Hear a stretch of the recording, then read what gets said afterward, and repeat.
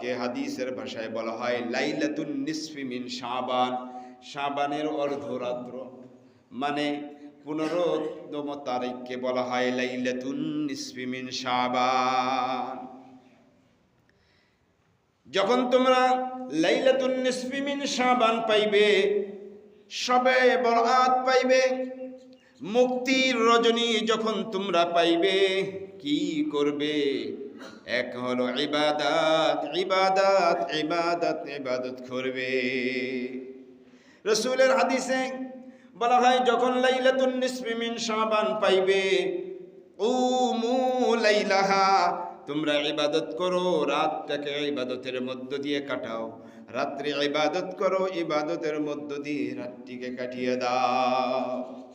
নামাজের মাধ্যমে কাটাও, তেলাওয়াতে কোরআনের মধ্য দিয়ে কাটাও।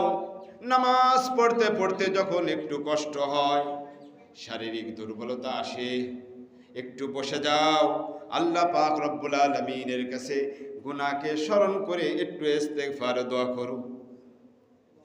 আবার নামাজে দাঁড়িয়ে যাও, রাতটাকে তুমি ইবাদতের মধ্য দিয়ে কাটাও। নামাজ পড়তে যখন আবার একটু কষ্ট এসে যায়, দাঁড়িয়ে কোরআনে পাক হাতে নিয়ে একটু কোরআনে পাক তেলাওয়াত করো। এই জন্য বলেছি ইবাদত, জিয়ারাত, তেলাওয়াত, এই জন্য ইবাদত করতে হবে।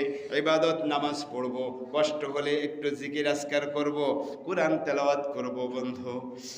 আর রাতটাকে ইবাদতের মধ্য দিয়ে কাটানোর পরে যখন রাত শেষ মুহূর্তে আসবে, সবেগে সাদেক হবে, আল্লাহর রাসূল বলেন রাত্রে তো ইবাদতের মধ্য দিয়ে কাটাইলে, এখন তোমার আরেকটি কাজ হলো দিনে তুমি রোজা রাখো, দিনে তুমি রোজা রাখো।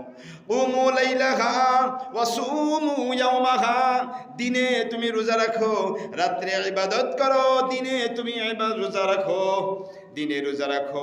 অতএব ইবাদতও পাইলাম, রোজাও পাইলাম।